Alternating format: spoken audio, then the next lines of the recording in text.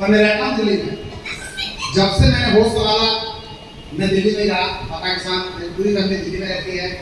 इस बिजनेस को मैंने कैसे देखा और क्यों देखा, दो ही रीजन होता है। मैंने इस बिजनेस को कैसे देखा और क्यों देखा। अगर आप लोग अपना कीमती समय छोड़ के आए हैं, घर से यहाँ आए हैं, तो कुछ सोच समझ के आए हैं।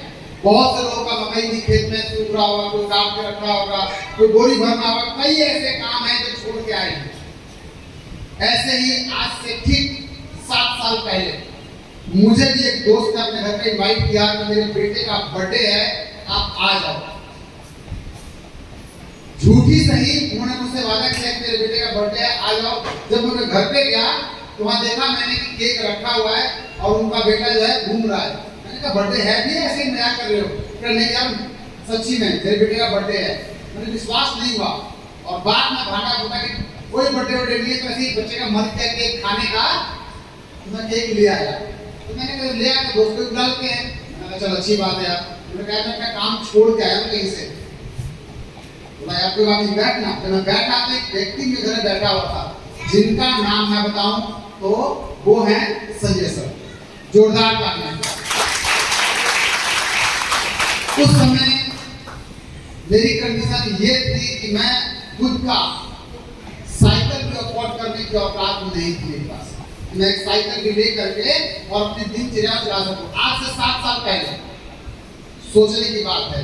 दिल्ली में बंदा रह रहा है, दिल्ली में रह रहा है और साइकिल नहीं है उसके पास। है कि नहीं बात अनुभव की? तो बात करेगा तो बताएंगे अच्छा वो है या नहीं है। मेरे पापा बिहार से निकले, घर वालों ने बोला कि जा अपने बच्चों को लेकर फैमिली। पापा दिल्ली चले गए मेरे को लेकर के। जब मैं करीबन 1 महीने का था, पापा वहाँ पे रिश्ते लाते थे मेरे। ऐसा नहीं कि मैं बड़े खानदान से हूँ। हाँ, देहात में अच्छा खेत बार है, घर में अच्छी जमीन है, पापा के पास थी, दादा के पास। अब पापा के नाम पे आएंगी और पापा ने दादा ने पापा को निकाल दिया। मेरी स्कूली पढ़ाई 10वीं तक दिल्ली के सरकारी स्कूल से हुई। बड़ी मेहनत करने के बाद कुछ तो काम ढूंढे। आदमी काम ढूंढता क्या है और कर क्या पाता है, जो देखता अपने परिवार में। मैंने पीछे जब मुड़ के देखा तो मैंने कहा पापा मेरे चलाते रिक्शा और फैक्ट्री में नौकरी करते हैं। दिन भर फैक्ट्री में नौकरी करते थे और शाम को 5 से लेकर रात के 10 बजे तक चलाते थे इनकम कुछ होने के लिए। तो हमारे दिमाग में क्या बनती है, मैं कोई काम करूंगा। इसी तरह की सोच भरी हुई थी और 10वीं पास करने का काम ढूंढना शुरू किया। काम तो नहीं मिला पर सन 2000 में शादी कर दी गई। और ये बात चलते चलते चलते 16 साल की उम्र पापा ने मेरा देखभाल किया, पालन पोषण किया, मेरे 4 बच्चों का पालन पोषण किया। फिर भी कहीं काम धंधा ना मिलने के कारण से बड़ा उदास मन से बैठा हुआ। दोस्त ने फोन किया, मैं गया और इस प्लान को देखा। मुझे एक ही बात समझ में आई और इस बिजनेस में मैं ज्यादा बड़ा करने के लिए नहीं आया। कुछ बड़ा सपने नहीं थे मेरे पास, छोटा सपना था। मेरे दोस्त ने बताया था कि दिल्ली के अंदर अपना घर चाहिए तो कम से कम 2 लाख से 2.5 लाख रुपए चाहिए। एक 25 गज का टुकड़ा मिल जाएगा। 25 गज मतलब इस दीवार से लेकर के यहाँ तक की जगह, यानी कि 10 बाई 20 का जगह मिलेगी जिसमें 2.5 लाख रुपए होती है। मेरे दिमाग में थी भाई अपना घर तो होना ही चाहिए। और जब प्लान को देखा तो समझ में आया कि 6ठे लेवल पे जाऊंगा और 1.5 लाख का चेक वो मिलेगा और कुछ बचा कर 2.5 लाख रुपए हो जाएगा। इस बिजनेस को स्टार्ट किया, बात समझ में आई कि मुझे 1.5 लाख कमाना है और कोई बात समझ में नहीं आई। पर जब मैंने काम शुरू किया तो पहला लेवल हुआ मेरा 1 महीने में, दूसरे लेवल में 2.5 महीने लग गया, तीसरे में 3 महीने लगा, चौथे लेवल 5वां लेवल 2 महीने में हुआ। इस तरह करते हुए 1 साल के अंदर यहाँ से मैंने 4 लाख रुपए कमाए। सपने जब मैं शुरू 4 लाख कमाया तो मैं अपलाइन के पास गया। मैंने कहा सर 1.5 लाख रुपए है, क्या किया जाए? बोला तो जमीन खरीदना वाला था, खरीद ले। मैंने कहा सर वो प्लॉट जो है ना अब वो 2.5 लाख का नहीं है, 5 लाख का है। बोला फिर क्या करेगा? मैंने कहा आप बताओ करना क्या है? मुझे अगला लेवल लेना है, अगले लेवल पे 2.5 लाख का चेक है, 2,30,000 का। बोला काम करो। मैंने कहा ठीक है। मैंने उसमें से 1 लाख रुपए निकाला और 1 लाख का मैं पहले लैपटॉप लेके आया था। मेरे पास साइकिल नहीं थी, बाइक नहीं थी, पर मैं लैपटॉप पहले लेके आया क्योंकि बिजनेस की डिमांड लैपटॉप था। मैं लैपटॉप लेके आया, काम चालू हुआ धीरे धीरे। 7वां लेवल हुआ। मैंने कहा सर पैसा आ गया, जमीन ले ले। जब जमीन लेने गया तो क्या 8 लाख रुपए का हो गया। मैंने कहा लगता है नसीब में जमीन नहीं है। मैंने कहा कि अब क्या करना है सर? बोले देखो क्या करोगे। उसमें से 1 लाख रुपए निकाल कर 3 फुट लेना पार्टी की। अपलाइन ने बताया कि जो पैसा है ना 2.5 लाख का है, क्या करना है? मैंने कुछ तो सोचेंगे। तो सोचो, लास्ट में दिमाग काम नहीं किया। मैंने बोला क्या करना है? तो अपलाइन ने बोला कि 1 लाख की पार्टी करो। तो फिर टीम से मैंने 50 लोग को छांटा, होटल बुक किया और बंदे का 2000 रुपये लगा था। मैंने 50 लोगों को लिया, 1 नाइट स्टे होटल में बुकिंग किया मैंने। और उस दिन से टीम बढ़नी शुरू हुई। मेरा 7वां लेवल हुआ, 8वां हुआ, 9वां लेवल हुआ तो 8,20,000 चेक आया। और फिर मैं गया डीलर के पास।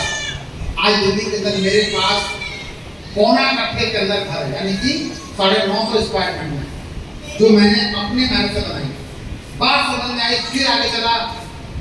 अब लोग रुकते, जिस गाड़ी की कीमत आज मार्केट में 53 लाख रुपया है, मैं उस गाड़ी को मेंटेन करता हूँ।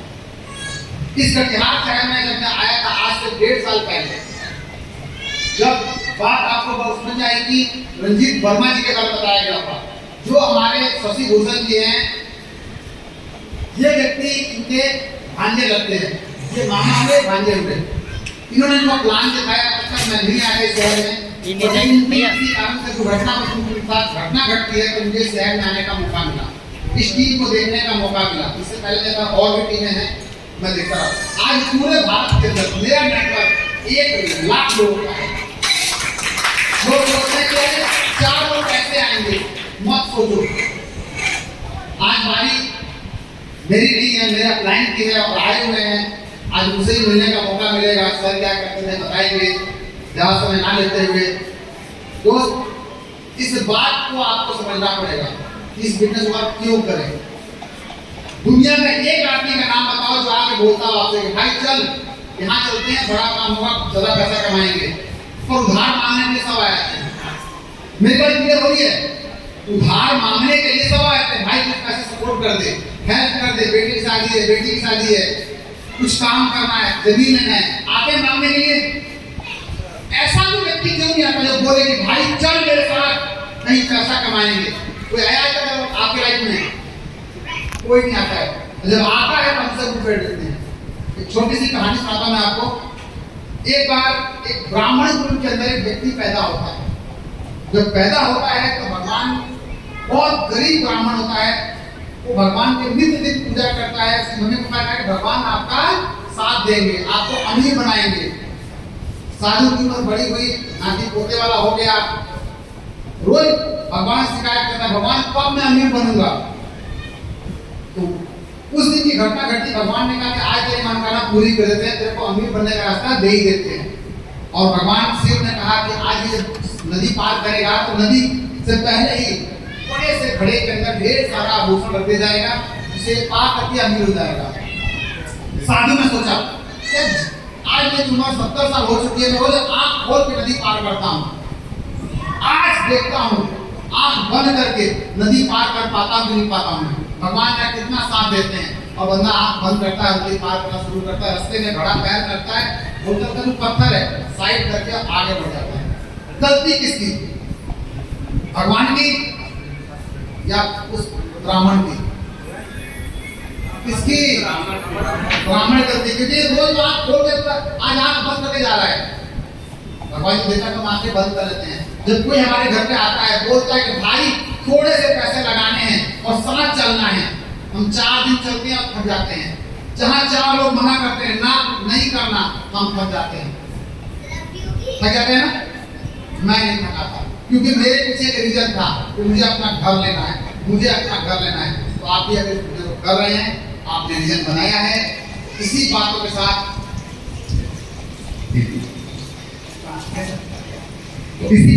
मैं आपकी बातों को विराम दूंगा। अब मेरा क्लाइंट की बारी सुनने की, तो मैं आप लोगों से